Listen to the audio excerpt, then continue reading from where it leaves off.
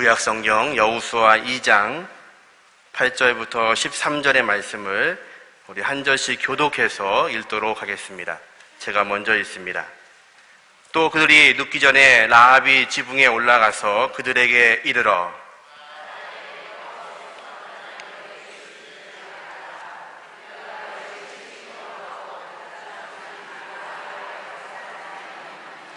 이는 너희가 애굽에서 나올 때에 여호와께서 너희 앞에서 홍해의 물을 마르게 하신 일과 너희가 요단 저쪽에 있는 아모리 사람의 두 왕 시온과 옥에게 행한 일 곧 그들을 전멸시킨 일을 우리가 들었음이니라.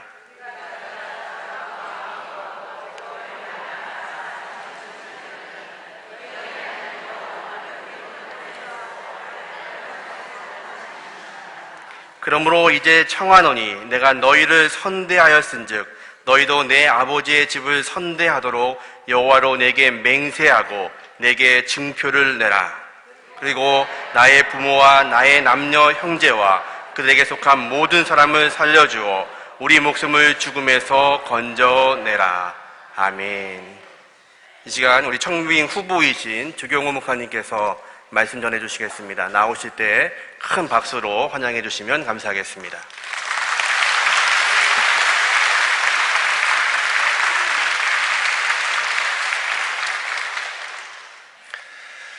네, 청빙 후보 조경호 목사입니다. 제가 목회하면서 청빙 후보가 된 게 첫 경험이기 때문에 좀 낯선 느낌이 있습니다.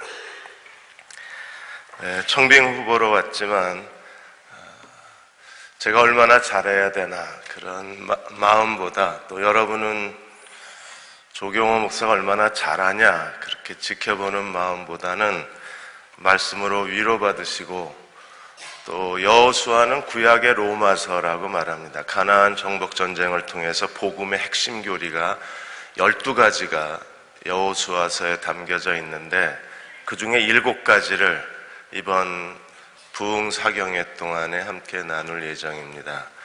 그래서 청빙 후보와 또 교우 여러분으로 만났지만 이 여호수아 사경회 동안에는 하나님 말씀, 복음을 다시 생각하면서 그리스도에 대한 사랑이 회복되어지는 그런 사경회가 되었으면 합니다. 오늘 그 첫 번째로 오늘 찬양이 너무 아름답네요. 네. 그래서 제 마음이 참 따뜻했습니다. 이 찬양이 아름다운 오늘 수요일 오전 예배가 우리 여선교회가 드리는 예배라고 그래서 기생 라합서부터 오늘 여호수아 말씀을 시작하고자 합니다. 세계 경제를 이끌어가는 가장 큰 영향력을 가진 5자리가 있습니다. 그 5자리가 미국 대통령, 그리고 미국 연방준비제도 이사회, 미국 중앙은행 총재, 그리고 국제통화기금 IMF, 그리고 유럽 중앙은행 총재, 그리고 독일 총리, 이 5자리가 세계 경제를 이끌어가는 가장 핵심적인 자리인데 이 5자리 중에 3자리가 여성이에요. 이번에 오바마 대통령이 미국 중앙은행 연방준비제도 이사회의 총재를 여성을 임명을 했습니다. 제닛 앨런이라는 부회장으로 계셨던 분을 이번에 연방제도이사회 의장으로 선출함으로써 이제는 여성이 세계 경제를 이끌어가는 아주 중요한 시대가 되었습니다. 이 연방준비제도이사회 의장은 세계 경제 대통령이라고 불리울 정도로 막강한 영향력을 행사하는 자리인데 드디어 우먼 파워가 이제 세계 경제를 이끌어가게 되었습니다. 하나님은 이 시대에도 새로운 리더십을 요구하고 계신데 이제 정치, 경제 각 분야에서 여성 리더십이 두드러집니다. 그리고 여호수아의 천문을 여는 데에도 기생 라합이 그 믿음의 모습을 우리들에게 보여주고 있어요. 여호수아 1장에 여호수아가 하나님의 새로운 이스라엘 가나안 정복 지도자로 세우시고 그 다음에 2장에 가서 가나안 땅을 정복하기 전에 제일 먼저 우리들에게 보여주는 사람이 기생 라합입니다. 왜 기생 라합일까? 아직 이스라엘 백성들은 가나안 땅에 들어가지도 않았고 이제 가나안 땅 정복을 준비하고 있는데 그 준비에 앞서서 하나님이 먼저 이스라엘에게 보여주고 싶었던 사람이 기생 라합입니다. 기생 라합은 하나님이 이미 가나안 7족속을 진멸하라고 명령하셨고, 그리고 여리고는 이미 저주받은 성입니다. 하나님께서 여리고를 완전히 불태워서 멸절하고 여리고를 재건하지 말라. 여리고를 재건하는 자는 저주를 받으리라. 그 죽음의 여리고에서 구원받고 목숨을 건진 사람이 기생 라합이에요. 우리는 이 기생 라합이 어떤 사람이었나? 우리는 기생 라합이 메시아 가문의 여자기 때문에 일부 신학자들은 여관주인이었을 거라고 그럽니다. 그런데 2장 1절에 보면 기생 라합이라는 기생의 집이라고 그랬는데 이 기생이라는 말의 뜻이 매춘부라는 뜻입니다. 그래서 여관주인이 아니라 실제로 가장 사람들이 비난하고 사람들에게 수치스러운 그런 여자의 가장 천한 일을 했던 그런 기생 라합이 어떻게 메시아 가문의 여자가 되었나? 기생 라합의 믿음은 어떤 믿음이었나? 우리가 세 가지로 볼 수가 있는데, 첫째로 매춘부에서 메시아 가문의 여자가 될 수 있었던 그 믿음이 어디서 나왔나? 히브리서 11장 31절에 믿음의 전당에 기생 라합이 들어있고, 야고보서 2장 25절에 보시면 믿음의 대표, 남자 대표 아브라함, 여자 대표 기생 라합이.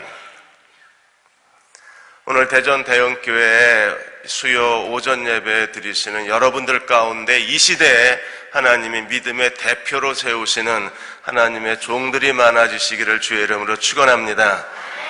믿음의 그 행함, 아브라함은 우리가 잘 아는데, 그러면 기생 라합이 보여준 믿음은 과연 어떤 믿음이었을까? 마태복음 1장 5절에 보면 메시아 가문의 여자들 가운데 기생 라합의 그 이름이 기록되어져 있어요. 라합은 누구의 어머니입니까? 보아스의 어머니입니다. 그리고 그 천한 자리에서 가장 영광스러운 자리로 자신의 신분을 상승시켰어요. 라합의 이름의 뜻은 넓다라는 뜻입니다. 그녀는 자기 인생을 넓혔어요. 그리고 가장 불행하고 고통스러운 삶의 자리에서 가장 넓은 자리로 하나님께서 기생 라합의 인생을 옮겨주실 수 있었습니다. 무엇이 있었기 때문에? 라합의 믿음이 있었기 때문에. 오늘 읽은 본문에 그 기생 라합의 믿음이 어디에 있는가를 우리들에게 가르쳐주고 있습니다. 9절에 보시면 기생 라합이 그 옥상의 3대 그 갈대숲 속에 2명의 정탐꾼을 숨겨놓고 나중에 그 2명의 정탐꾼에 찾아가서 대화를 나누는 장면이 8절에서 13절까지 말씀인데, 9절에 믿음을 이렇게 고백합니다. 말하되 여호와께서 이 땅을 너희에게 주신 줄을 내가 아노라 그랬어요. 어떻게 알았습니까? 지금 여호수아를 하나님이, 모세가 죽은 후에 여호수아를 하나님이 세우시고 가나안 땅을 너희에게 주리라고 말씀하시고 아직 요단도 건너가지 않았어요. 가나안 땅 정복 전쟁이 시작도 안 됐습니다. 그런데 기생 라합은 이미 내가 아노라, 무엇을? 여호와께서 이 땅을 너희에게 주신 줄을 내가 아노라. 그리고 여리고 성 사람들의 반응에 대해서도 우리가 너희를 심히 두려워하고 이 땅 주민들이 다 너희 앞에 간담이 녹나니. 어떻게 이런 일이 일어났어요? 10절에 이는 그랬어요. 너희에게 주신 줄을 내가 아노라. 기생 라합이 이런 믿음의 확정, 영적 통찰력, 하나님이 지금 어떤 일을 하고 계신지에 대한 예측력, 그것을 어디서 얻었느냐 하면 10절에 이는 너희가 애굽에서 나올 때 여호와께서 너희 앞에서 홍해물을 마르게 하신 일. 출애굽 때 하나님이 모세와 더불어서 이스라엘의 홍해물을 마르시고 홍해바다를 건너게 하시고 홍해바다를 마른 땅처럼 건너게 하신 그 일과, 두 번째는요, 너희가 요단 저편에 있는 아모리 사람 두 왕 시온과 옥에게 행한 일, 곧 그들을 전멸시킨 일을 우리가 들었습니다. 나만 들은 게 아닙니다. 여리고 우리가 들었다 그랬으니까, 나만 들었다가 아니라 우리가 들었다 그랬으니까 이미 여리고에 있는 KBS TV, MBC TV에 SBS 8시 뉴스에 이게 다 보도가 된 거예요. 알 사람은 다 아는 겁니다. 다 들었습니다. 하나님이 홍해바다를 마르게 하신 일, 그리고 시온과 옥에게, 아모리 두 왕에게 하나님께서 모세를 통해서 그들을 전멸시킨 일을 그들은 다 들었어요. 들었는데 11절에 우리가 듣자 곧 마음이 녹았고 너희로 말미암아 사람이 정신을 잃었나니, 여리고가 다 멘붕 상태에 빠졌습니다. 다 정신을 잃었나니 너희의 하나님 여호와는 위로 하늘에서도 아래로는 땅에서도 상천하지의 하나님이시라. 여러분, 출애굽에 그 하나님이 행하신 일에 대한 소문만 듣고 지금처럼 특파원이 가서 TV 카메라를 들고 현장을 TV로 생중계하는 게 아닙니다. 그렇다고 우리가 뭐 카톡이 있거나 뭐 TV 뉴스가 있거나 세계는 지금 이런 다큐멘터리가 있는 게 아니라 그들은 소문이 그 여리고에 들려올 때까지 오랜 시간이 걸렸을 거예요. 그런데 소문만 듣고도 기생 라합은 가장 중요한 두 가지 사실을 알았습니다. 하나는 뭐예요? 이 땅을 너희에게 주신 줄 내가 아노라. 또 하나, 그녀가 한 것이 무엇입니까? 너희 하나님은 위로도 하나님이요 아래도 하나님이시라. 그 믿음을 고백함으로 말미암아 그녀는 두 명의 정탐꾼을 숨겨주게 되었고, 그 믿음으로 메시아 가문의 여자로 자신의 신분을 완전히 변화시키고 하나님의 영광의 자리에 들어갈 수가 있었습니다. 듣는 귀가 있어야 돼요. 예수께서 사복음서에, 마태복음에 보시면 듣는 귀가 있는 사람은 들으라 그랬어요. 예레미야서에 보면 하나님이 이스라엘 선지자를 보내셔서 하나님 말씀을 전해도 이스라엘 백성들이 듣지를 못했습니다. 그럴 때 하나님께서 뭐라고 책망하셨어요? 귀에 할례를 받지 못했다 그랬어요. 듣는 귀가 없습니다. 들어도 무슨 말씀인지 모릅니다. 하나님이 선지자들을 부지런히 보내셔서 여호와의 말씀을 전했지만 그러나 들을 귀가 없었어요. 들어도 듣지를 못하니까 그냥 두려워하고 무서워하고 정신을 잃었을 뿐이지, 기생 라합처럼 그 하나님 앞에 나아가서 살겠다는 믿음의 결단과 살겠다는 믿음의 의지를 보인 사람이 아무도 없는 겁니다. 여리고 백성들 가운데 가장 천한 여자, 여리고 많은 사람들이 부끄러워하는 여자, 그 기생 라합과 그 가족만 살았지 나머지는 다 여리고가 정복당할 때 다 불태워 죽거나 칼날로 죽거나 다 전멸되어져 버리고 말았습니다. 하나님 앞에 우리가 기도할 때 듣는 귀를 달라고 그래야 돼. 이 듣는 귀를 가져야 하나님 말씀을 통해서 미래를 예측하고, 그러면 오늘 내가 어떻게 살아야 되는가를 결정하고 지혜롭게 행해야 하나님이 이 시대에서 기생 라합과 같은 사람들을 통해서 하나님의 영광을 드러내실 수가 있는 겁니다. 정트리오 어머니 이원숙 여사님이 미국에서 신학을 하시고 그분이 돌아가시기 전까지 목회자로 사시다가 돌아가셨는데, 첼리스트 정명화, 바이올리니스트 정경화, 그리고 지휘자인 정명훈, 이 세 남매를 세계적으로 유명한 음악가로 키워내셨습니다. 이원수 여사께서 이 정트리오 세 남매를 음악적 재능을 가지고 세계적인 음악가로 키워내시기 위해서 그 자녀들에게 음악가가 되라고 강요를 한 게 아니라 자녀들의 마음을 꿰뚫어 보고 스스로 움직이게 만들어주는 놀라운 능력이 이 어머니에게 있었어요. 이 어머님은 철저하게 하나님께 무릎 꿇으신 분이십니다. 그리고 듣는 귀를 가지셨던 분이세요. 하나님의 말씀을 들을 귀만 가진 게 아니라 자녀들의 마음에 내면에 있는 그 소리를 들을 수 있는 어머니이셨어요. 제가 파리 한인 침례교회에 한 달 동안 거기 머물러 있으면서 이 정명훈 씨가 그때 파리 한인 침례교회에 출석을 하셨었는데, 그때 만나서 어머니 얘기를 잠깐 들을 수가 있었습니다. 그 세 자녀가 기억하는 어머니는 어떤 어머니냐 하면 절대로 강요를 안 하셨대요.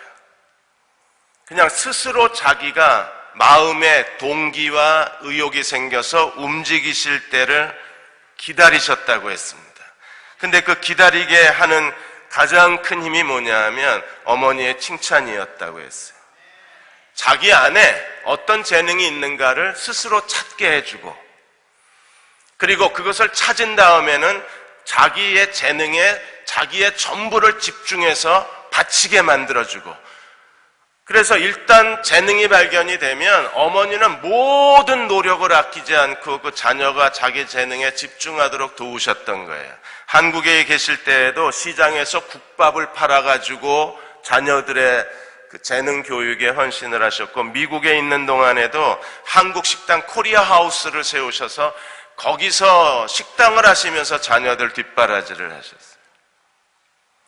정명훈 씨가 이제 피아노를 전공하고 지휘의 길을 걸어가겠다고 했을 때 그 처음 사준 피아노가 어머니가 코리아 하우스에서 손님들이 주는 팁을 모아가지고 그 팁 모은 돈으로 피아노를 사준 거예요. 팁 모아서 피아노를 사줬으니 아들이 그 어떻게 피아노를 안 치겠습니까? 피아노 치기 싫다고 어떻게 불평을 하겠어요? 피아노 칠 때마다 어머니의 그 사랑이 느껴지고, 피아노 칠 때마다 어머니가 자기를 지켜보시는 것처럼 느껴졌다 그랬어요. 자기 전부를 쏟아놓는 겁니다. 그래서 정명훈 지휘자는 어머니는 모든 걸 다 준비해 놓고 우리의 결정만 기다리셨다. 결정하자마자 어머니는 자기가 할 수 있는 모든 걸 다 쏟아부으신 거예요. 어떻게 그럴 수가 있었을까? 이 이원숙 여사님은 하나님의 말씀을 들을 수 있는 귀를 가졌을 뿐 아니라 사람들이 말하기 전에 그 사람의 마음을 듣는 귀를 가지셨던 거예요. 듣는 귀가 뛰어나야 합니다. 그래야 지금 이 시대가 어떤 시대고, 하나님이 오늘 우리들에게 무엇을 원하고 계시고, 그리고 나는 하나님 앞에 어떻게 살아야 되는가를 스스로 판단하고 하나님께 헌신할 수 있는 사람들은 듣는 귀가 뛰어난 사람. 공자가 남자 나이 40이면 불옥이라 그랬습니다. 미혹을 받지 않는다. 틀렸습니다. 바꿔야 됩니다. 이제는요, 제일 미혹을 많이 받는 나이가 40입니다. 남자 나이 50은 지천명, 그래서 하늘의 명을 깨달았다 그랬습니다. 남자 나이 60이 되어야 이순, 귀가 착해진다 그랬어요.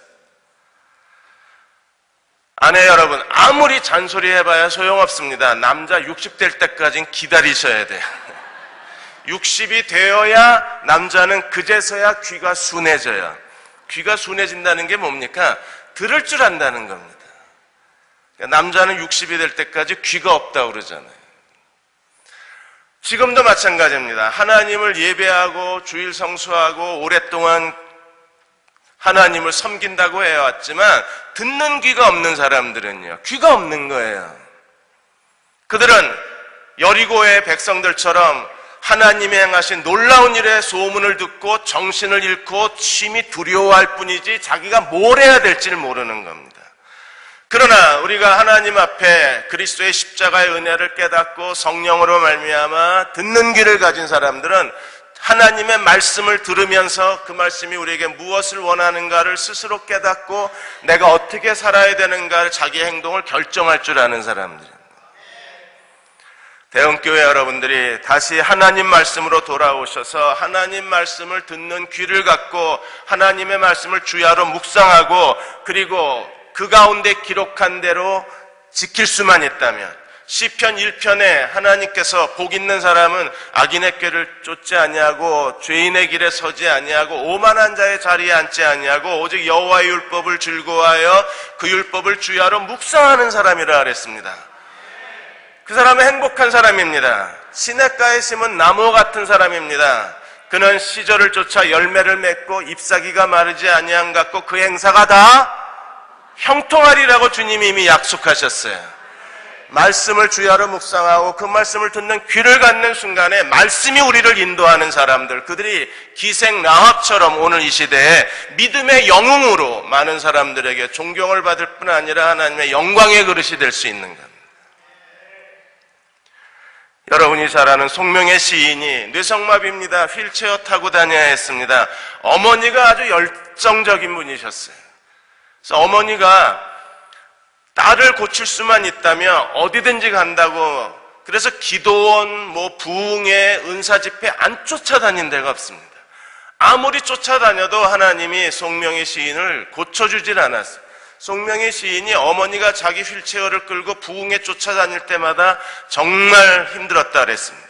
너무 부끄러웠다 그랬어요. 엄마한테 안 간다고 소리를 질러도 엄마가 강제로 끌고 갔기 때문에 견딜 수가 없었다 그랬습니다. 어머니도 지쳐가고 송명의 시인은 더 지쳐갔습니다. 그리고 죽고만 싶었습니다. 그러다 어느 날 송명의 시인이 하나님 앞에 기도합니다. 원망과 불평과 절망 속에서 하나님께 기도합니다. 하나님, 날 죽여주시든지 아니면 날 만나주시든지, 하나님이 날 만나주시든지 아니면 절 죽여주십시오. 하나님, 저를 만나주셔서 제가 모든 것을 드릴 것도 없지만 그러나 하나님께 저의 가진 마지막 모든 것을 하나님께 드리고 살다가 죽고 싶습니다. 지금 데려가시든지 아니면 하나님께 저의 모든 걸 바치고 하나님을 섬기다가 죽을 수 있도록 저를 만나주시든지 오늘 결정해 주십시오. 그렇게 계속 기도를 했어요. 그러던 어느 날 이분이 송명의 시인이 환상을 본 거잖아요. 여러분들 그 간증 다 들으셨죠? 갑자기 하늘에서 두루마리 같은 게 송명의 시인에게 두루마리 같은 걸 주시면서 너는 나를 믿으라, 믿지 않으면 죽으리라 이러더래요. 이게 무슨 뜻일까 고민하다가 두루마리는 성경이잖아요. 그래서 송명의 시인이 그래 죽기 전에 성경이나 읽자 이러고 성경을 통독하기 시작했습니다. 여러분 10번 통독하자 하나님께서 갑자기 하나님 말씀을 읽는 것마다 영감이 되기 시작한 거예요. 그래서 쓴 시가 우리가 알고 있는 송명의 시인의 시입니다. 성경을 10번 읽었더니 귀가 열린 거예요. 성경을 10번 읽었더니 하나님을 인격적으로 만난 겁니다. 성경을 10번 읽고 또 읽고 지칠 때까지 읽었더니 마침내 성경이 열려지고 하나님의 계시가 송명의 시인에게 주어지기 시작한 거예요. 듣는 귀를 가지고 두 번째 우리가 해야 될 일이 무엇입니까? 헤세드에서 헤세드로 나아가야 합니다. 오늘 12절에 이렇게 기생 라합이 두 명의 정탐꾼에게 정당하게 요구를 합니다. 그러므로 이제 청하노니 내가 너희를 선대하였은즉 너희도 내 아버지의 집을 선대하도록 여호와로 맹세하고 내게 증표를 내라. 얼마나 떳떳하게. 선대가 뭐예요? 헤세드. 헤세드가 무엇입니까? 하나님의 끝없는 사랑이에요. 내가 너희에게 내 목숨을 내놓고 너희 목숨을 건져줬다. 그러므로 너희도 목숨을 내놓고 우리 목숨 건져다오. 기생 라합이 공짜로 원한 게 아닙니다. 100원 주고 10,000원을 달라고 그런 게 아니에요. 그녀가 먼저 목숨을 내어놓고 두 명의 정탐꾼을 숨겨주었고 그리고 나서 똑같이 너희도 내게 해달라고 요구하는 거예요. 기생 라합은 매우 지혜로운 사람입니다. 이 두 명의 정탐꾼이 여리고에 들어왔다는 걸 여리고 왕이 알고 군대를 풀어서 기생 라합의 집을 포위를 합니다. 그리고 두 명의 정탐꾼을 내놓으라고 했을 때 여러분 2장 4절에 보면 라합이 얼마나 지혜로운가 보세요. 그 여인이 두 사람을 이미 숨긴지라. 이미 옥상에다 숨겨놓은 거예요. 근데 만일에 여기서 기생 라합이 못 봤다. 그런 일이 있었냐? 나는 정말 몰랐다. 이러고 딱 잡아댔으면 아마 여리고 군대가 그녀의 집을 수색했을 것이고 그러면 두 명의 정탐꾼이 발각이 됐을 거예요.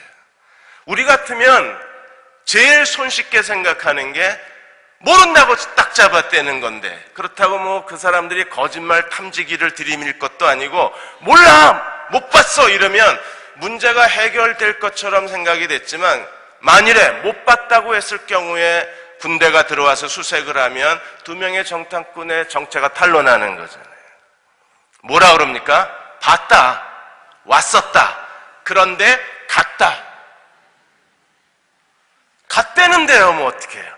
그리고 얼마나 친절하게 갔는데 5절에 보면 빨리 따라가라, 그럼 만날 수 있을 것이다. 집 수색할 시간이 없잖아요. 그녀가 그래도 여리고에서 꽤 유명한 여자가 왔는데 갔는데 빨리 가면 만날 거야. 그리고 빨리 가라고 재촉을 하니까 수색할 수가 없잖아요. 여리고 군대가 얼마나 서둘렀으며 빨리 가야 되니까, 그것도 성문 닫기 직전에 갔다 그랬으니까 이게 빨리 나가야 되는 거예요.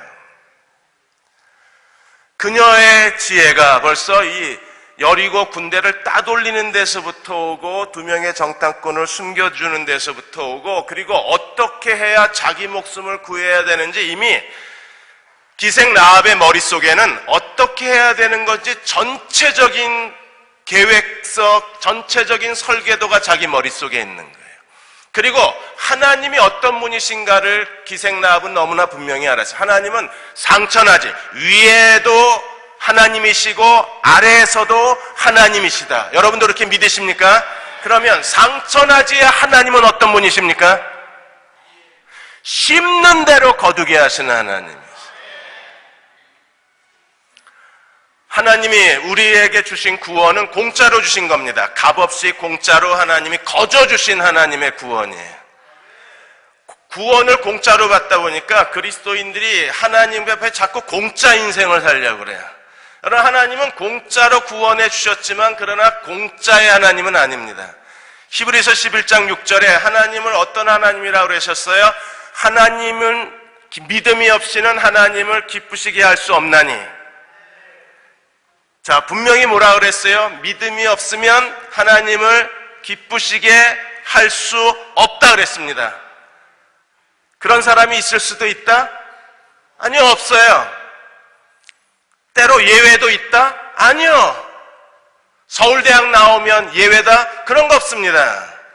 대전에서 제일 큰 아파트 살면 괜찮다? 아니요.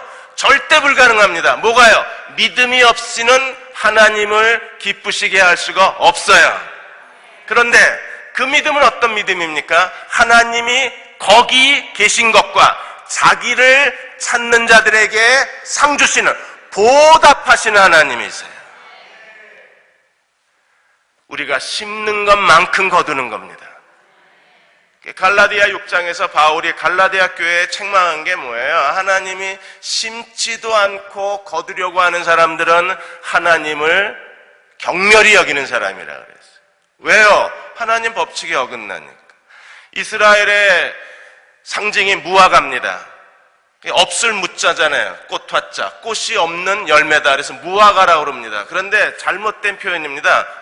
여러분, 꽃이 없는데 어떻게 열매가 맺어져요? 그건 자연 법칙이 어긋나는 겁니다. 하나님이 만들어 놓으신 자연 법칙이 어긋나는 거예요. 무화과가 아니라 은화과예요. 열매 껍질 아래에 꽃이 있어요. 하나님은 절대로 자기가 만든 법칙을 어기시는 분이 아니십니다. 마찬가지로 기생 라합이 천한 매춘부 여자에서 메시아 가문의 여자가 될 수 있었던 것은 목숨을 내어놓고 2명의 정탐꾼의 목숨을 구해줬기 때문에 하나님께서는요, 그 행함에 대한 보답으로, 믿음에 대한 보답으로 하나님은 기생 라합을 여리고 멸망 가운데 기생 라합의 기생의 집에 머물러 있던 모든 가족과 모든 친척들의 목숨을 건져내어 주신 거예요. 행함과 믿음에 대해서 우리가 자꾸 혼동을 합니다. 여러분, 구원받기 위해서는 행함이 아니라 믿음이에요. 그런데 구원받은 후에는 행함이에요. 야고보서 2장에 너의 믿음을 행함으로 보여달라고 그런 겁니다. 구원받는 데는 행함이 필요 없어요. 사람의 공로나 노력으로 받는 게 아닙니다. 예수 그리스도를 믿는 믿음으로 받는 거예요. 이렇게 믿음으로 구원받았으면 우리가 이제 그 믿음이 행함으로 증명이 돼야 돼요. 지금 그 행함을 보여주는 게 기생나합입니다. 내가 너희에게 선대하였은즉 너희도 내게 선대하라. 그리고 하나님의 증표를 요구하고 있는 겁니다. 사랑하는 여러분, 우리가 하나님 앞에 희생과 헌신과 수고와 눈물과 땀을 하나님께 드리면 우리가 하나님께 드린 것만큼, 아니 더 이상으로 더 크고 더 좋은 것으로 하나님은 우리들의 삶을 채워주실 수밖에 없는 거예요. 아무것도 하나님께 드리지 않고 우리가 하나님께 공짜로 하나님의 더 큰 걸 얻으려고 하고, 공짜로 내가 바라는 좋은 것을 얻으려고 하고, 공짜로 내가 원하는 인생을 하나님이 만들어주시기를 기대한다면 그 믿음은요, 야고보서 2장에 거짓이라고 그랬어요. 가짜 믿음이라고 그랬어요. 어느 한 실력 있는 목수 한 분이 계셨습니다. 이분이 은퇴하시게 됐어요. 그래서 회사, 건설회사 사장님을 만났습니다. 그래서 사장이 이제 은퇴 그동안에 일해줘서 고맙다고 정중하게 치하를 하고 이 목수한테 미안하지만 은퇴하기 전에 마지막으로 집 하나만 더 지어달라고. 당신이 원하는 대로 자기가 쓰고 싶은 모든 재료와 모든 아이디어를 다해서 원하는 크기만큼 지어라. 그러자 이 사람이 마음에 불만이 생겼어요. 아니 그만두는 마당에 끝까지 부려먹는만 이 사장 좋게 봤는데 이 사장 형편없는 사람이거나 이거 투덜거리면서 대충 졌습니다. 끝까지 자기 부려먹는다고. 집이 완공이 됐는데 그 사장이 이 목수를 찾아와서 수고했네. 이 집이 자네 집일세. 자네 은퇴 선물로 주는 거네. 이랬습니다. 자기 집인 줄 알았으면 더 잘 쳤을 텐데 자기의 평생의 모든 기술과 모든 노하우와 그리고 최고급 재료로 가장 좋은 집을 줬을 텐데 그 집이 자기 집인 줄 모르고 대충 진 거예요. 여러분, 오늘 내가 어떻게 사느냐가 내일 내 인생이 어떻게 되느냐를 결정하는. 네나 마리아가 샌프란시스코에 왔을 때 그녀의 그 찬양과 간증 들으면서 저도 마음에 눈물로 그녀의 간증을 들었었는데, 노래하는 천사라는 별명을 가진 네나 마리아는 두 팔 없고 그리고 한쪽 다리가 없는 그런 중증 장애로 태어났을 때 스웨덴은 복지국가이기 때문에 이런 아이가 태어나면 나라가 키워져요. 그래서 그 어머니에게도 그 부모에게도 국가가 잘 키워주겠다, 건강하게 그렇게 권유를 했는데, 그 레나 마리아 부모님이 크리스찬입니다. 아주 신실한 크리스찬이신데 이분들이 아니다, 이 아이도 하나님이 우리에게 주신 아이다. 우리는 하나님이 이 아이를 우리에게 주셨다고 믿는다. 그리고 이 아이에게도 가족이 필요하다. 그래서 집에서 키우겠다 그래요. 그리고 모든 사랑을 다해서 이 레나 마리아를 키워서 한쪽 발로 글씨 쓰고 한쪽 발로 올간 연주하고 양발로 뜨개질을 하고 운전하고 발 하나로 운전하고 그리고 뭐 장애인 수영대회에 나가서 금메달을 따고, 그런데도 가장 그녀를 아름답게 하는 것이 무엇입니까? 하나님이 나와 함께 계시다. 하나님이 나와 함께 계시는데 내가 왜 우울해야 되냐? 그분이 지금도 내 곁에 계신데 나는 행복한 사람이다. 이 믿음이 어디서 왔어요? 그 어머니에게서요. 그녀는 자기가 두 팔 없고 한쪽 다리가 없는 걸 잊어버리고 살아요. 자기 장애를 보는 게 아니라 누구를 봐요? 하나님을 보게 돼요. 어떻게 그런 신앙을 가져요? 어머니의 헤세드. 그 어머니의 헤세드가 결국 레나 마리아가 가는 데마다 헤세드. 자기가 받은 사랑을 고통당하고 좌절하고 실망한 이 시대의 사람들에게 찬양과 간증을 통해서 자기 자신의 실존을 통해서 사람들을 위로하고 있는 거예요. 오늘 하나님 앞에 여러분이 지금까지 헌신해온 것 하나님께서는 다 기억하고 계십니다. 여러분이 하나님 앞에 바쳤던 수고와 땀과 눈물과 희생, 하나님은 다 기억하시고 여러분 시대에 하나님이 갚아주시거나 아니면 여러분의 자녀 시대에 갚으시거나 아니면 우리가 하나님 나라에서 칭찬과 상급과 면류관으로 갚아주시는 하나님이십니다. 마지막으로 세 번째, 기생 라합에게서 배워야 할 신앙이 무엇입니까? 밧줄이 붉은 줄로 바뀐 거예요. 2명의 정탐꾼을 살려주었습니다. 그리고 15절에 보시면 라합이 그들을 창문에서 줄로 달아내리니, 왜냐하면 여리고성에 오늘 저녁에도 나오겠지만 여리고성이 이렇게 비탈 언덕에 세워진 곳이었기 때문에, 그래서 지면에서 맨 위에 있는 성벽 꼭대기까지는 한 14m, 15m 높이가 되는 거예요. 기생 라합이 이 2명의 정탐꾼을 살려내려면 결국에 밧줄을 매달아서 2명의 정탐꾼을 내보내는 길 외에 다른 방법이 없습니다. 그래서 밧줄을 매어 달아서 내어보내고 말하기를, 그 밧줄에 2명의 정탐꾼이 증표를 삼았는데 2명의 정탐꾼이 증표를 달라고 요구하는 기생 라합에게 준 증표가 뭐냐 하면 2명의 정탐꾼을 살려내기 위해서 창문에 매단 밧줄에 붉은 줄을 매라. 그래서 붉은 줄이 매여 있는 집에 있는 사람은 다 살리라. 그래서 어떤 신학자들은 붉은 밧줄이고 붉은 줄이라고 말하는 분도 계시고, 어떤 분들은 밧줄에다가 붉은 줄을 다시 매었을 거라고 추정하는 분도 계신데, 어쨌든 밧줄은 2명의 정탐꾼을 살려준 줄이고, 그 다음에 붉은 줄은 기생 라합과 그에 속해 있는 사람들을 살려준 생명의 줄이에요. 정탐꾼을 살려준 그 생명의 줄에다가 기생 라합과 그 라합에 속해 있는 모든 가족을 살려준 생명의 줄이 같은 자리에 매어져 있는 거예요. 자, 이제 기생 라합의 집은요, 기생의 집에서 이제 뭐가 됐습니까? 사람을 살려줄 수 있는 생명의 집으로 바뀐 거예요. 무엇 때문에? 붉은 줄이 매어져 있기 때문에.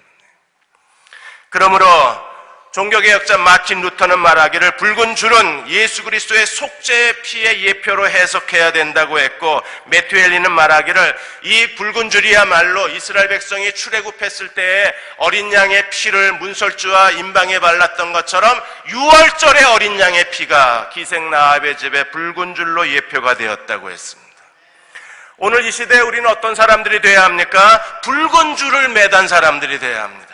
예수 그리스도로 말미암아 구원받은 사람들은 붉은 줄을 매단 사람들이에요. 그들은 사망에서, 요한복음 5장 24절에 있는 것처럼 사망에서 생명으로 옮겨진 사람들입니다. 여리고의 멸망 가운데 멸망하지 않고 그들은 하나님의 은혜로 목숨을 건진 사람들이에요.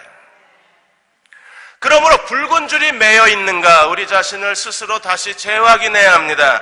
로마서 3장 23절 27절에 모든 사람이 죄를 범하였음에 하나님의 영광에 이르지 못하다니 그리스도 예수 안에 있는 은혜로 말미암아 속죄로 말미암아 하나님의 은혜로 값없이 의롭다 하심을 받았느니라.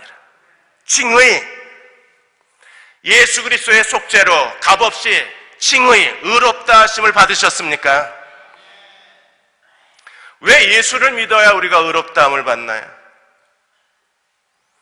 로마서 3장에서 바울이 전개하는 칭의의 교리는 무엇입니까? 하나님이 길이 참으시는 중에 전에 지은 죄를 간과하심으로 자기의 의로움을 나타내려 하심이니, 이때 자기의 의로움을 나타내서 자기도 의로우시고 예수 믿는 자도 의롭게 하려 하심이라. 뭘로? 화목제물로. 이게 무슨 말이에요?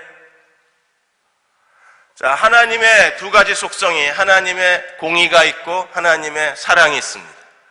제 아들이 조원진인데 원진이가 거짓말을 했습니다.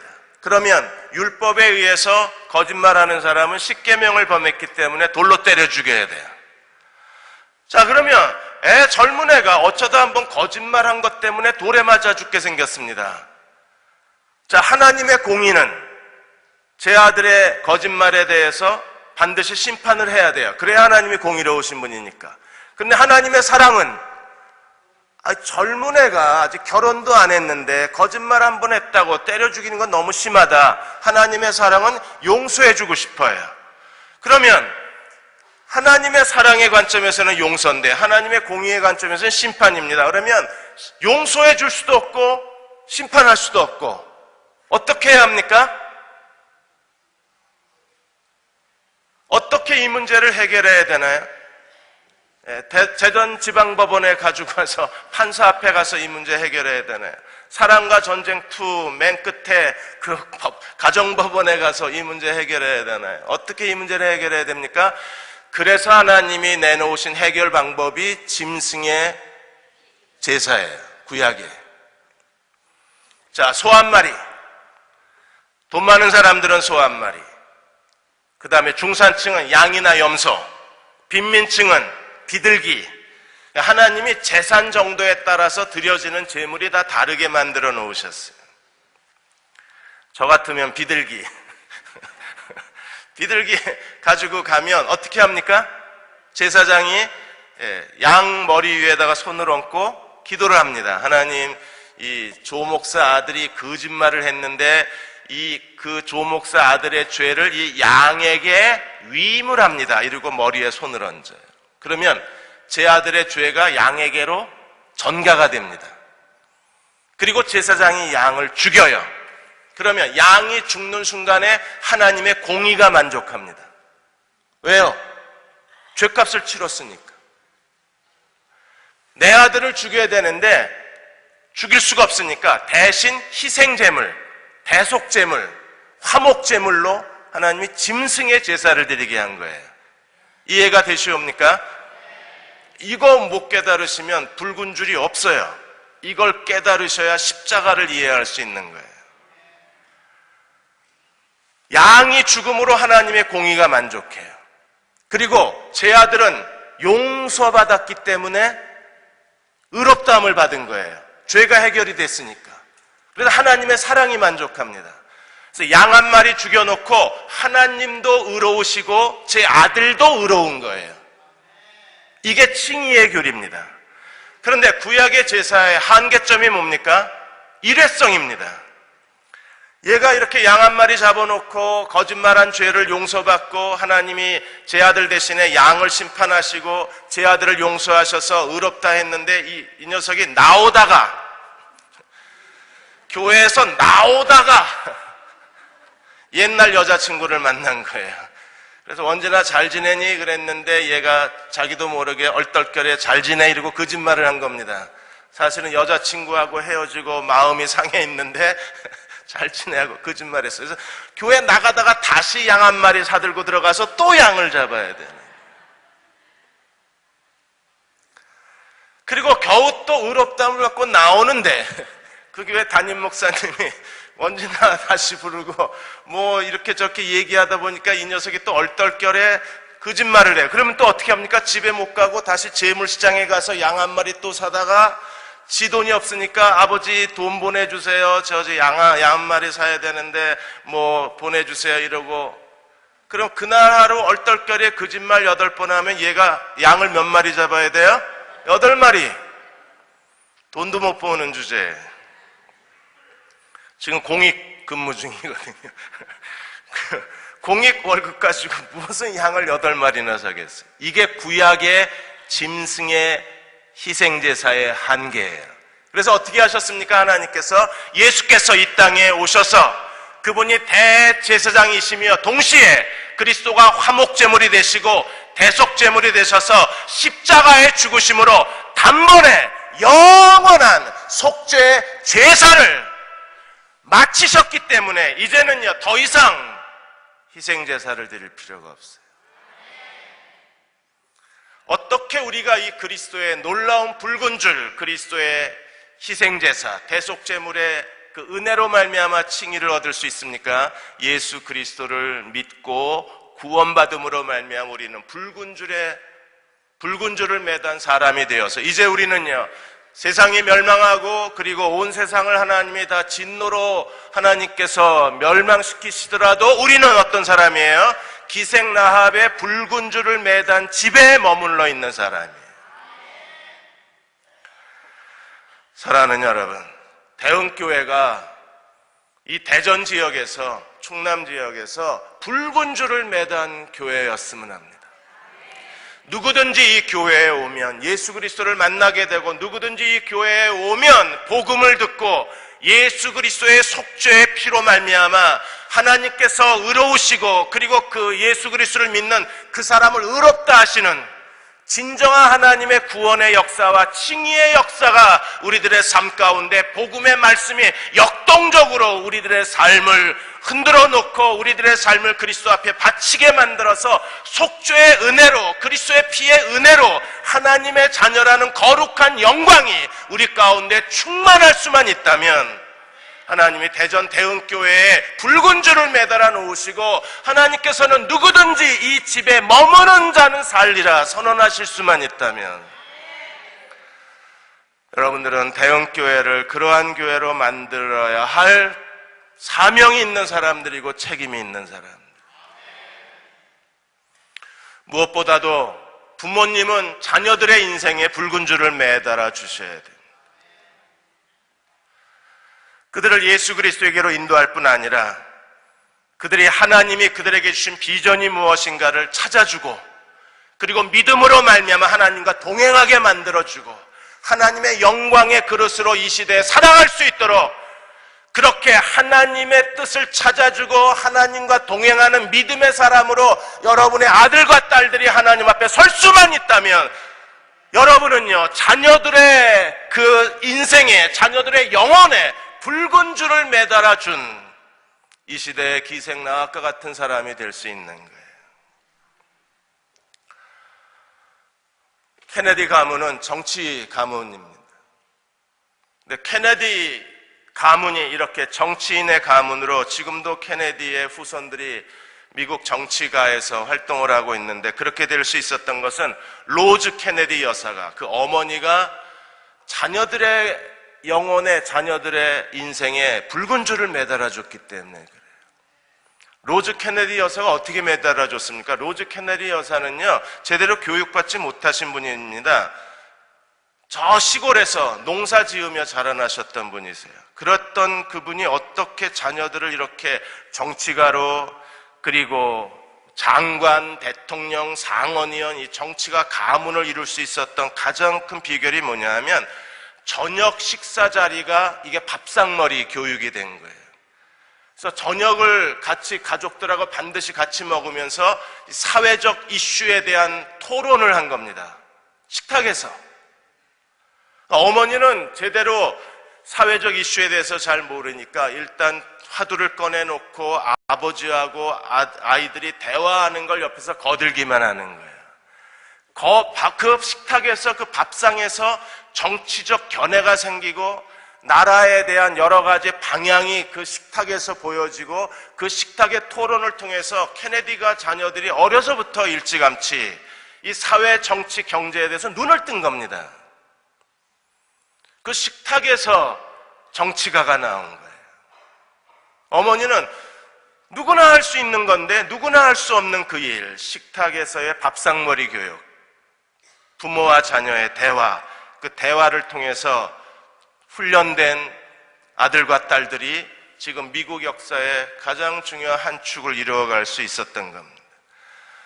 오늘 이 시대에도 자녀들의 목에 붉은 줄을 걸어줄 수 있는 부모만 하나님이 찾으실 수만 있다면, 하나님께서는요 지금 이 시대가 필요한 진정한 하나님 나라의 영웅들, 하나님 나라의 커다란 영향력을 끼칠 수 있는 큰 그릇들, 아니 깨끗한 그릇들, 하나님이 쓰실 만한 사람들, 어디를 가든지 하나님이 동행하는 사람들은 어디서 만들어질 수 있습니까?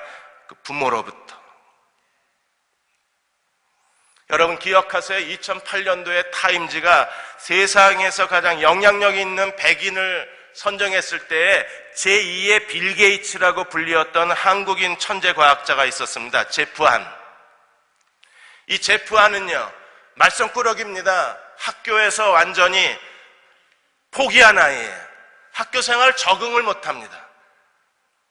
가서 엎드려 잠만 자거나 아니면 말썽만 피거나 정말 학교에 적응력이 없는 아이였는데, 이 아이를 누가 키워냈느냐 하면 어머니가 키워낸 거예요. 부모가, 학교가 내다버렸으니까 어떻게든 이 아이를 이 사회가 필요한 아이로 만들어내야 될 거 아니에요. 부모마저 포기하면 이 아이의 장래가 어떻게 되겠어요? 아버지는 반복 교육을 시켰어요. 예를 들어서 수학 정석 2를 띄었으면 그냥 잘했다고 한 게 아니라 그걸 다시 아예 머릿속에 수학 정석 1 모든 문제가 머릿속에 다 들어갈 때까지 반복 교육을 합니다. 어머니는요, 계속해서 그 아들을 칭찬해주고 격려해주고 같이 기도하고. 이 제프안이 한 게 뭐냐면, 여러분 그 스마트폰 이게 줌 아웃 줌 인 이 터치 스크린 기술이요, 이거 제프안이 만든 거예요. 여러분이 스마트폰 이거 열었다 닫았다 할 때마다 감격하셔야 돼요. 이거 한국인이 만든 거라고. 이 멀티 터치 스크린 관련 기술 특허 10개를 가진 게 제프안이었어요. 그 뒤에 누가 있어요? 그 제프안의 인생에 붉은 줄을 매달아준 아버지, 붉은 줄을 매달아준 어머니가 있었어요.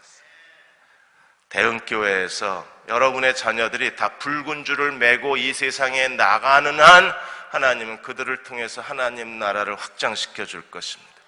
이 시대에 기생나합처럼 쓰임 받으십시오. 기생나합처럼 믿음의 영웅들이 되어 주십시오. 기생나합처럼 가족을 다 살려내는 어머니가 되어 주십시오. 그리고 가족이 다 하나님께 목숨을 살려내는 여러분들의 가정이 되시기를 주의 이름으로 축원합니다. 기도하겠습니다. 이 시간 우리 내주의 보혈은 찬양하고 기도하는 시간을 갖겠습니다.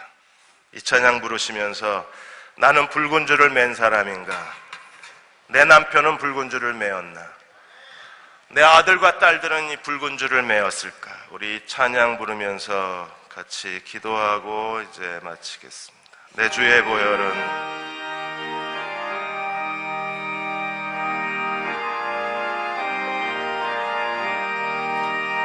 내 주의 보혈 정하고 정한 내 죄를 정케 하신 주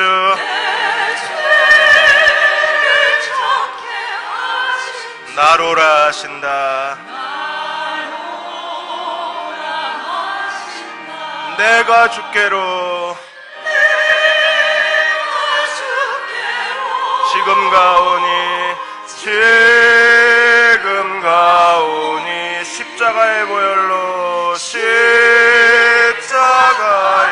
보혈 날 씻어주소서. 씻어주소. 약하고 주에도 약하고 주께로 나가면 주께 나가 힘주시고 내 추함을 내 추함을 곧 씻어주시네. 씻어 아멘. 내가 주께로 지금 가오니 골고다의 보혈로 골고다의 보혈로 날 씻어주소서. 씻어주소. 이 시간 우리 함께 기도하겠습니다. 하나님, 나의 약하고 추함을 주님이 아십니다. 나를 씻어주옵소서. 보혈로 씻어주옵소서.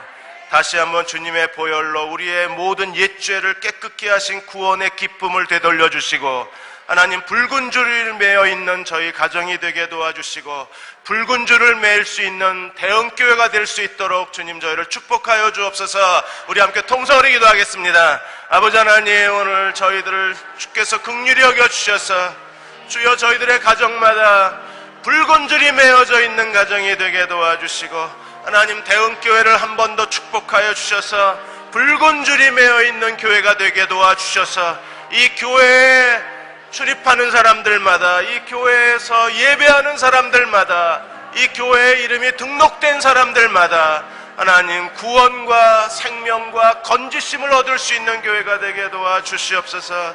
주여 우리를 긍휼히 여겨주시기 원합니다. 하나님, 저희를 축복하여 주시옵소서. 붉은 줄이 메어져 있는 저희들 될 수 있도록 주여 역사하시고 하나님, 주님의 십자가의 은혜가 다시 한번 저희들 가슴을 채우게 하여 주시옵소서. 주여,